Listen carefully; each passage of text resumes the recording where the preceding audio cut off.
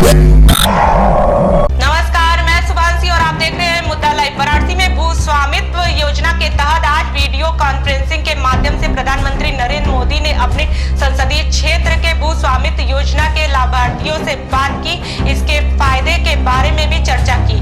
इस कार्यक्रम का समापन कमिश्नरी सभागार में किया गया। साथ ही शहर के आलाधिकारी भी मौजूद रहे। देखिए हमारी खास रिपोर्ट। इस तरह से स्वामित्व योजना की आज से शुरुआत हुई, क्या रहा, किनको क्या क्या मिला और क्या हुआ? प्रधानमंत्री स्वामित्व योजना जो भारत सरकार की पंचायती राज विभाग की स्कीम है, उत्तर प्रदेश के 2 स्कीम्स में पायलट प्रोजेक्ट के रूप में शामिल की गई थी, जिसमें बाराबंकी और वाराणसी डिस्ट्रिक्ट था। आज माननीय प्रधानमंत्री जी के कर कमलों से उन्हीं लोगों को घरौनी का वितरण किया जा रहा है जिन गाँव में ये कार्य हुआ था। दोनों जिलों के 10-10 गाँव लिए गए थे। वाराणसी में 9 गाँव का चयन हुआ था। उन 9 गाँव में जो कार्य था पिछले 3 महीने चला। उसमें जो आबादी क्षेत्र होता है, उस आबादी क्षेत्र में जहाँ घर बने होते हैं, उन घरों में जितनी ज़मीन लोगों की होती है उनका स्वामित्व घरौनी के माध्यम से आज दिया जा रहा है। ये पहले भारत में स्कीम एग्जिस्ट ही नहीं करती थी। जो गांव में जिनके घर होते थे तो उनको भूमि का कोई स्वामित्व नहीं होता था। राजस्व के नक्शे में केवल पूरे गांव की बाउंड्री चिन्हित होती थी और जिसमें आबादी क्षेत्र लिखा रहता था।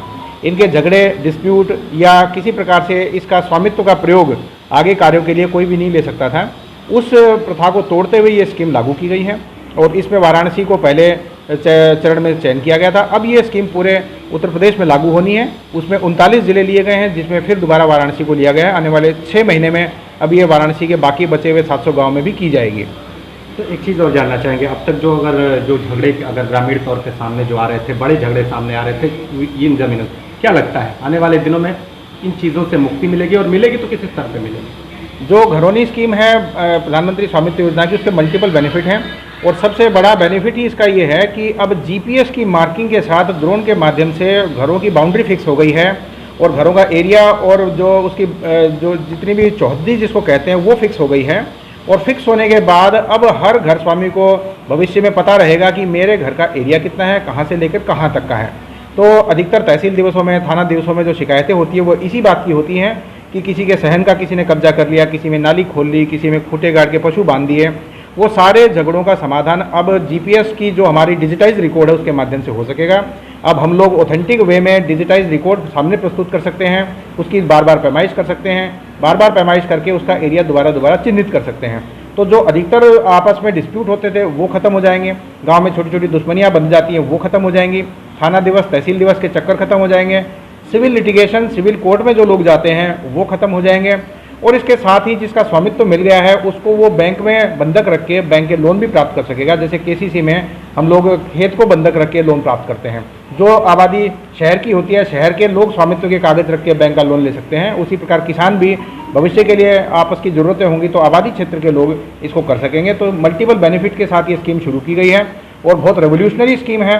गांव में जो आपसी भाईचारा कम होता जा रहा है आबादी के झगड़ों की वजह से, वो सारा का सारा कम करने का इसमें पोटेंशियल है। अगर ये साल हम लोगों का आने वाले 6 महीने में स्कीम इम्प्लीमेंट हो जाती है तो निकट भविष्य में ही इसका प्रभाव दिखना शुरू हो जाएगा और आने वाले सालों में इसके झगड़े काफ़ी हद तक कम हो जाएंगे। अगर कोई डिस्प्यूट न्यायालय भी पहुंचा तो इस डिजिटाइज रिकॉर्ड के माध्यम से उसका निपटारा बहुत आसान हो जाएगा, बहुत टाइम बाउंड हो जाएगा।